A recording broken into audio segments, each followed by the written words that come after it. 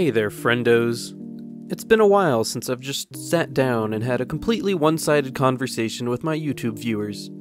Just you watching me talk to you, while I watch you watching me from your window. Anyways, this is a drawing that kind of came about in an unusual way. Normally what happens is I think of an idea that I think would be cool for a drawing, and then I make it. This time I kind of just started drawing with no idea what I was going to end up with. Actually, let me backtrack a bit here. So about a month ago, I found this big tapestry of a drawing I made a long time ago. Some of you might remember, it's the mockingbird one. I used to have it hanging on the wall of my room when I lived in an apartment, but since moving back with my parents, my room is a lot smaller and I had nowhere to hang it on the walls. Then a friend gave me the idea to hang it on my ceiling, which is something I'd never done with a tapestry before. After doing some rough measuring, I determined that even my ceiling is too small to fit it on, at least without covering the light.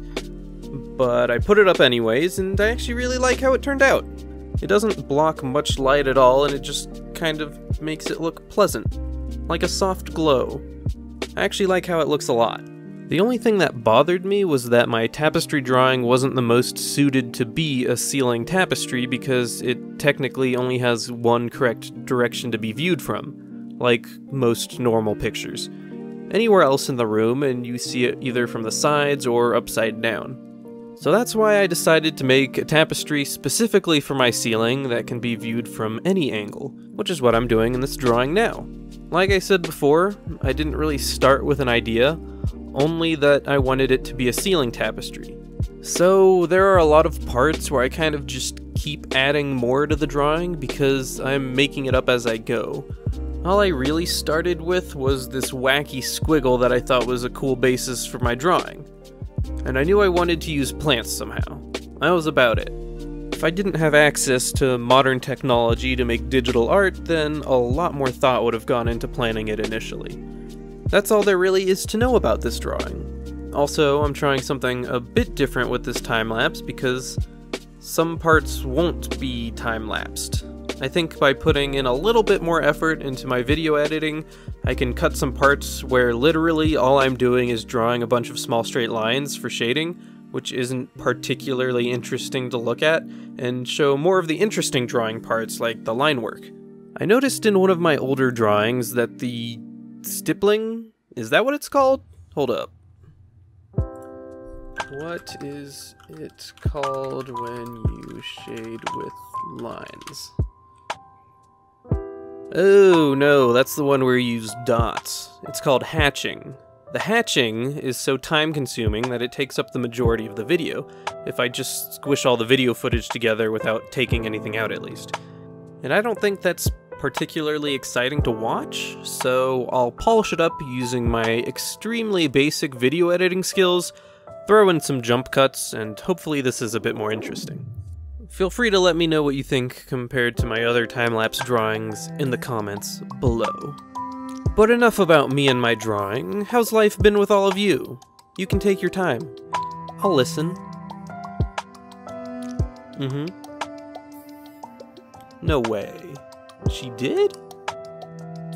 Honestly, doing something like that with your boss's husband? Oh my god? You were kidding me. Yeah, she had it coming the whole time. Alright, I've heard enough. That's enough about you. Shh, just shut up, no, we're done. Okay, back to talking about me. So, this worldwide pandemic. Pretty wild, right? In my part of the world, we've been in a mandatory quarantine for well over a month now. This all started for me while I was on spring break, in which most of my time was spent indoors, in front of my computer, in my room. And when mandatory quarantine was announced, I continued to spend most of my time indoors, in front of my computer, in my room. So not really much of a change, except after about 2 weeks, I really started to miss the gym.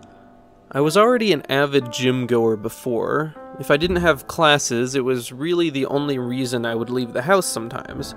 But since I haven't been able to go to the gym, I think I spent a record of like 2 weeks without leaving the house at all. At first, the idea of doing home workouts was kind of novel and fun, you know? Finding out how you could either arrange furniture to use it for dips or something, or if it could be lifted in a practical way. What I've learned is that furniture isn't really that heavy, but it's super awkward. For example, say you have a wooden chair. Chairs really don't weigh that much, maybe like 15 or 20 pounds, I think, but I'm awful at estimating weight. Like, I can do curls with twice that much weight in each arm, but it's still harder to use a single chair to do curls than it is to use two 40-pound weights because chairs are really awkward to hold. Where do you pick it up from? The weight distribution is just so weird, but with dumbbells it's really compact and easy to manage. One thing my brother and I did find somewhat useful is a wooden bench. There wasn't anything special about it, it was just a plain four-legged wooden bench. But if you held it in the right place, you could use it to do shoulder presses or curls, or if you had someone to help you put it on your back, you could even do squats with it. But my question to you is it considered a bench press, no matter how you lift it? Please let me know your thoughts in the comments below. My third semester of nursing ended recently, and it was weird having to do these online virtual simulations instead of going into the hospital to get actual clinical experience, like we've done up until now.